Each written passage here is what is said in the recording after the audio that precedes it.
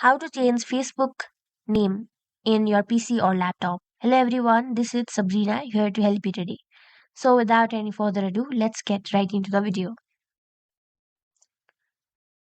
So drag down this account option and then go to settings and privacy first. Now go to settings. After the settings page is opened, simply go to personal details. Now select your profile.